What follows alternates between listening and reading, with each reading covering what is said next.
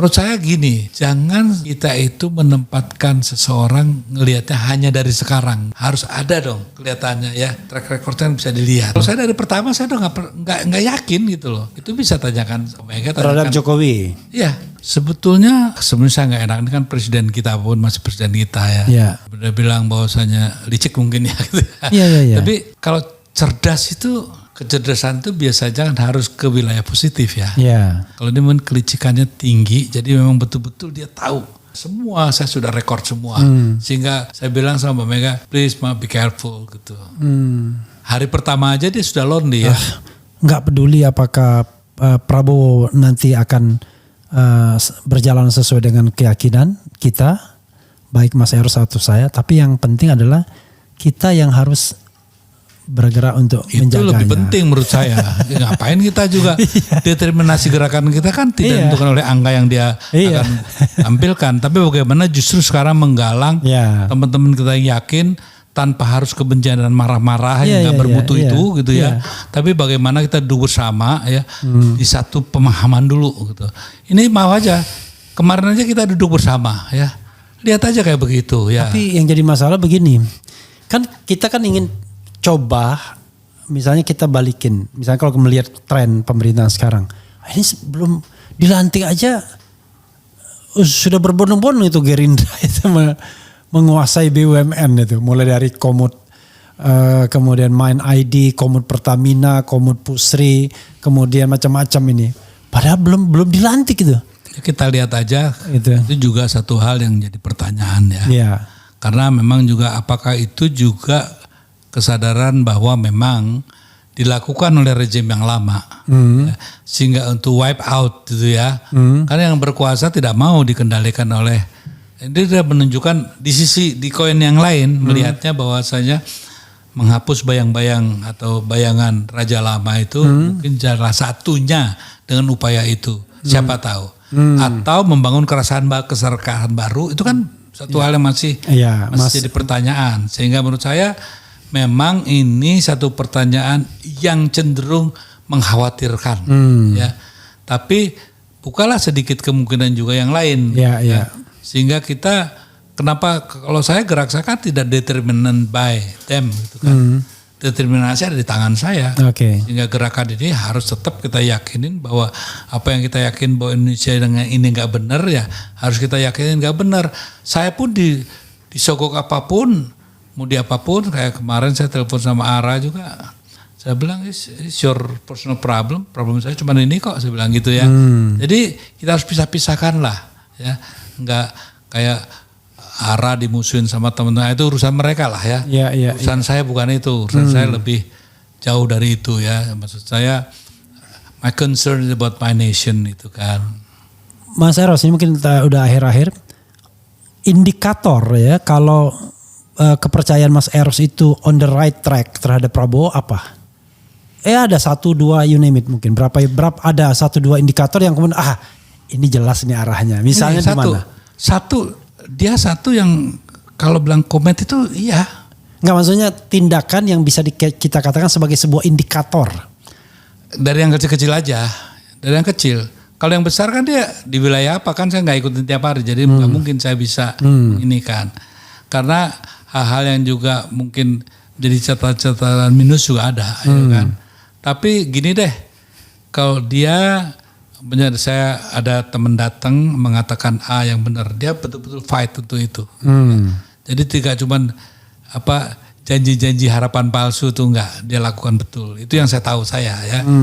Tapi yang memang juga jadi pertanyaan, kok kamu mau sih dikasih tugas untuk bikin sawah yang enggak benar itu gitu ya. Itu kan ada hal-hal yang justru membuat kita masih jadi tadinya 80 turun 20 jadi 60 gitu ya. Belum sampai 40 saya gitu kan. Belum sampai 40. Karena apa? Karena saya lihat kan surroundingnya. Ya. Keluarganya itu saya kenal betul ya. Tidak mengajarkan itu. Dan dia enggak juga malu kalau punya saudara seperti itu gitu kan. Saya sangat dekat dengan keluarganya. Bukan karena saya kuat jadi subjektifnya terpengaruh itu, enggak. Biasanya ada satu hal yang setelah Pilpres langsung ini adalah godaan untuk the second term of office, ya kan? Dan biasanya itu sudah dimulai di tahun pertama dia menjabat di periode pertama. Ya. Dia udah pikirkan itu dan biasanya semua lawan politik dia patahkan kakinya biar nanti the last tidak ada lawan politik. Saya kira Jokowi melakukan itu, SBY juga melakukan itu to some extent. Nah untungnya yang satu gitu. ini mungkin kondisi fisiknya juga mungkin tidak terlalu bersahabat untuk keinginan itu. Ya.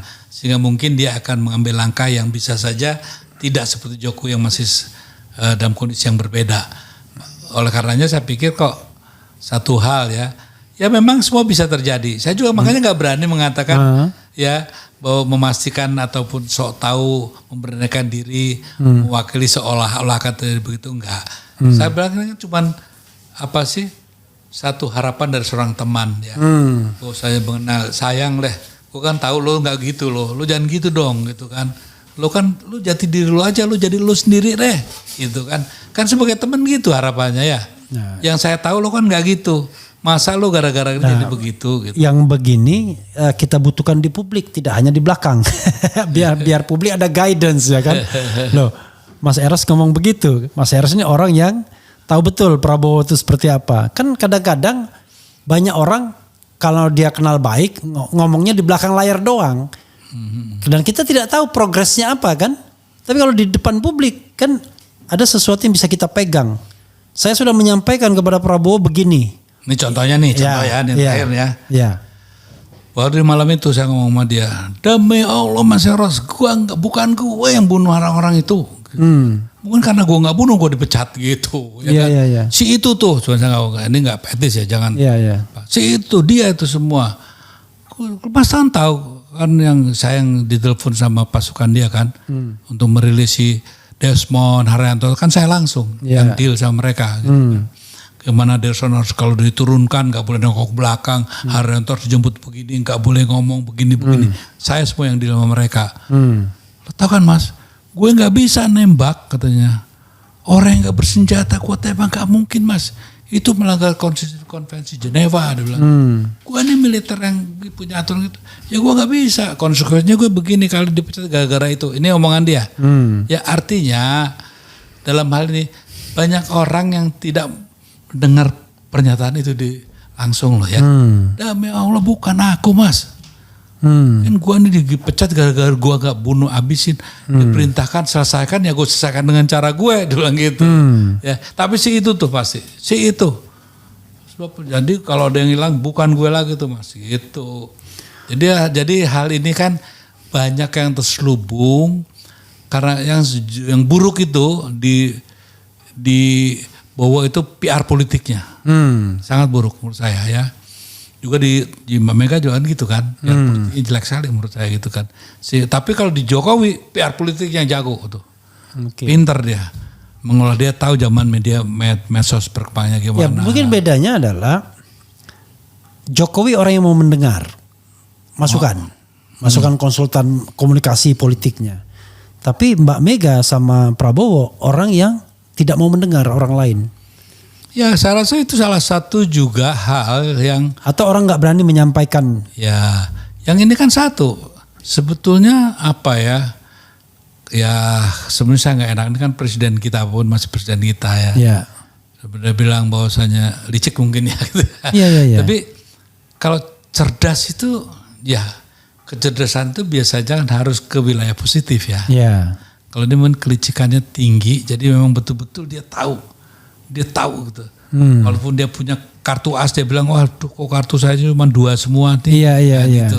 Jadi memang dia orang yang bisa bermain seperti itu. Sementara Mbak Mega dan Prabowo ini aktor yang kurang nggak bisa dapet citra dia gitu ya. Karena nggak bisa memainkan peran yang sangat luar biasa gitu kan. Ya, tapi mungkin juga orang keseganan orang. Saya kan punya pengalaman misalnya ngobrol sama saya Mbak Mega belum pernah, bayangkan. Tidak punya saya kesempatan untuk ngobrol sama Mbak Mega, tapi sama Jokowi, Prabowo, SBY pernah. Kelihatan betul. Ya. Kalau Jokowi itu orang yang kita ngomong panjang pun dia dengerin. Iya. SBY dia ngomong duluan panjang-panjang baru kita sedikit. Nanti dia lagi kita panjang. Prabowo kita mikir-mikir ini orang lagi happy nggak? Kalau kita mau ngomong itu nggak bisa anytime, tergantung moodnya dia. Kan susah kalau ada pemimpin yang misalnya saya kita kasih masuk. Paham ya, memang ini satu nggak tahu negeri ini punya dosa apa gitu Kok setiap ada pemimpin baru ya pasti ada hal yang enggak gitu ya. Contohnya apa? Di saat itu juga negara yang begini besar, Gus Dur yang waktu itu masih dalam keadaan kurang sehat gitu bisa jadi presiden kan. Lalu orang yang maaf aja yang menurut saya sih pengalamannya seharusnya belum mencukupi gitu ya. Dia learning by doing itu kan dia lakukan ya.